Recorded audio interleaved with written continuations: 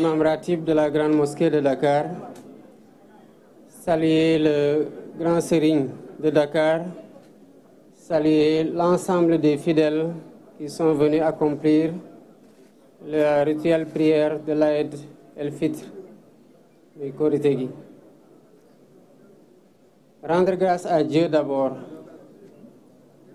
et dire mon immense plaisir d'avoir pu sacrifier à cette tradition. Mon immense plaisir d'avoir pu sacrifier à cette tradition avec les Sénégalais et dire que par la grâce de Dieu, nous avons pu commencer le jeûne, faire une campagne électorale paisible au Sénégal, faire une élection calme et sereine au Sénégal et choisir dans la paix le président de la République. Ce qui nous a valu le respect et l'admiration du monde entier. Rendre grâce à Dieu dans ce mois béni de Ramadan, qui est un mois de communion, de dévotion multipliée, mais surtout de dévotion acceptée et bénie. Priez que toutes ces dévotions-là soient la garantie d'un Sénégal de paix, d'un Sénégal d'unité, d'un Sénégal de cohésion sociale. Dire le pardon que j'accorde à tout le monde et demander de chacun et de chacune le pardon. Et demander à Dieu, subhanahu wa ta'ala, de nous pardonner tous et d'accepter notre jeûne et nos dévotions durant ce mois béni. Le Ramadan est un mois de convivialité et de solidarité. L'imam Ratib l'a rappelé dans son sermon, l'importance de la solidarité, l'importance de la générosité entre concitoyens et l'importance de la consolidation de notre précieux vivre ensemble à travers cette solidarité agissante entre musulmans, mais aussi entre musulmans et catholiques, et plus globalement entre musulmans et tous ceux qui ont une autre confession. Nous devons dire que le Sénégal est un pays qui est un et indivisible. Il est de notre responsabilité collective et de notre responsabilité individuelle d'entretenir ce vivre ensemble qui fait la stabilité de notre pays que le monde entier nous envie. Le Sénégal est un pays de grands hommes de Dieu, de grands hommes politiques. C'est un héritage sacré et c'est un héritage précieux que nous avons le devoir de perpétuer.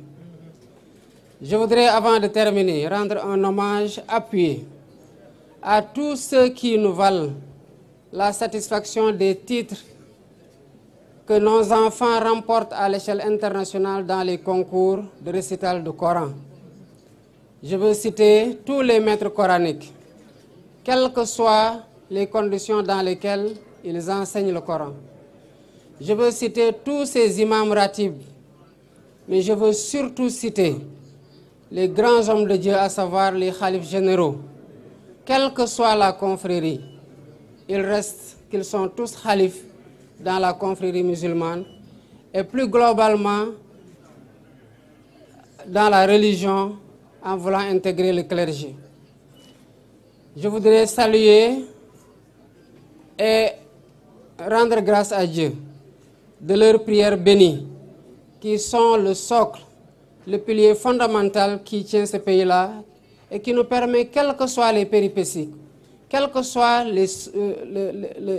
vicissitudes que nous traversons, et quel que soit le point auquel le pays a été secoué, de rester debout et de finir par fasciner le monde entier. Voilà ce que je voudrais transmettre comme mot, en priant pour eux, qu'Allah subhanahu wa ta'ala leur donne une longue vie, une santé de fer, et continue à les laisser nous guider, nous soutenir et nous tenir à travers leurs prières bénies. Assalamu alaikum wa rahmatullah. am na solo gannaaw kon ba nga jullee ci grande mosquée de Dakar ban message nga bëgg a yëkkati ci.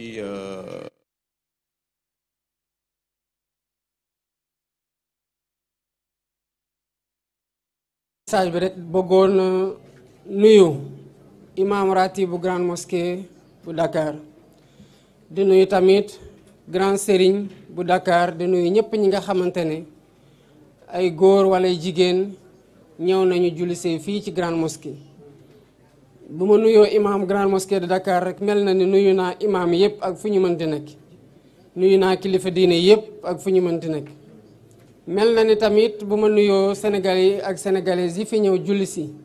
mel na ni nuyu naa sénégalais yëpp jóg tey dem julli ji ak fu ñu mënti jullee ci biir Sénégal ak ci biir àdduna bi. di sant yàlla bu baax a baax a baax gannaaw bu ñu mayee ñu jóge ci xat-xatu élection yoo xam ne xëy na ñun ñëpp ci njëlbeen tiitoon nañu ci waaye ñu dugg ko ci weeru koor génn ko ci weeru koor tamit. di ci sant yàlla bu baax ci ñu lu mayee ñun ñëpp Sénégal ndax Sénégal moo ko moom ndam li nga xamante ne doonte xëy na am na ñu amoon tiis ak njàqare yàlla may nañu ba ñu génn ci jàmm am élection boo xam ne àdduna yëpp jaaree na fa gën a naw Sénégal. loolu nag lu ñu ko may mooy ñaan yi nga xamante ne nit ñu baax ñi fi jiitu ñu ngi ko fiy ñaan guddeeg bëccëg ñaan yi nga xamante ne ñi fi nekk tey di naafila di yokk seen ñaan rawatina ci weeru koor gi di zikri di jàng ay xasida wala ñuy wasifa wala ñuy dem ci jàngo yi wala ci yeneen anam di ñaanal réew mi di ñaanal waa réew mi ñu koy sante yàlla bu baax a baax a baax nag gannaaw bi xat-xat yooyu tombeeg weer wi nga xamante ne weer la boo xamante ne yàlla def ci ful lépp loo xamante ne ñaan la te gaaw nangu ko lool di ñaanal ñi nga xamante ne nag ñooñu ma tudd noonu muy kilifa diine yi kilifa aada yi muy sénégalaises yeeg sénégalais yépp ak fépp fuñ di nekk di ñaanal réew mi di jóg guddeeg bëccëg suba ngoon di ko def di leen sant ci ndax ñoom ñooy li téye réew mi ba nu ñuy jaaxle ñaan yooyu rek mooy li nga xamante ne moom la ñuy mën a expliquer luy tax Sénégal du tabbi ci guuta waaye nag looloo tax tamit Sénégal ay nit ñu màgg ay nit ñu baax yàgg fee dund yàlla wàccee leen fi muy xéewal ci réew mi te ba fu ñu toll nii ñu nekk fi wéy di ñaanal réew mi ba réew mi alhamdulilahi rabil alamin am nañ loo xamante ne àdduna yépp moo ñu koy ñeewant moo ñu ciy ñee bëggoon ko am te xëy na ñëpp amuñu ko bëggoon tamit balaa may jóge ci kilifa diine kilifa aada yi ak ñëpp ñi nga xamante ne ñooy def loolu sant bu baax a baax nitu daara yi sant bu baax imam ratib yi ndax su ma tuddee imam ratib bu grande mosquée de Dakar mel na ne tudd naa imam ratib bu mosquée jàkka yëpp ci biir Sénégal ak jumaa yëpp ci biir Sénégal waaye dafa am loo xamante ne ndam la ci ñun que doomu Sénégal yi yàgg di jóge fii dem jongante ci tarig alxuraan indi ay raaya te loolu ñoom lañ koy sante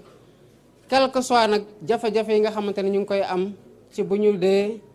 jàngale alxuraan di ko def ci ay nit di defar nit ñi waaye di def ci ñoom tamit xam-xam weeru koor nag da di weer goo xamante ne weerug cant la weerug jàppalante la weerug suturalante la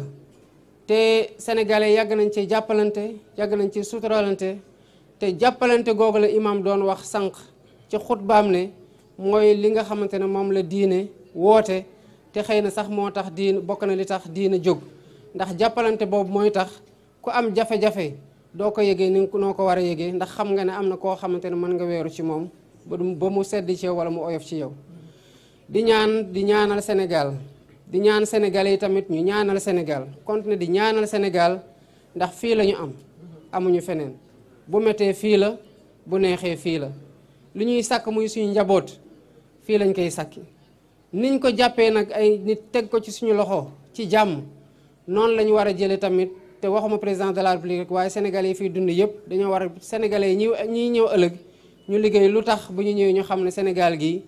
génération ba génération ku ci nekk def nga ci sa wàll ci jàmm ak jàmmal ba joxe ko ci joxe loxo yi ci joxe ko ci yeneen loxo ci jàmm ñooñu continue tamit di jàmm di dox jàmm di wax jàmm di def jàmm pour Sénégal yi fi nekk yëpp mën a am jàmm kon maa ngi baalu ñëpp àq ñi ma xam ak ñi ma xamul ñi ma tooñ ak ñi ma tooñul sax di baalu tamit ñëpp ñi nga xamante ne tooñ naa leen ci li ma yëg ak ci li ma yëgul di baalu sax ñoo xamante ne tooñuguma leen te di ñaan yàlla mu boole ñun ñëpp baal asalaamaaleykum wa rahmatullahi taala wa barakatu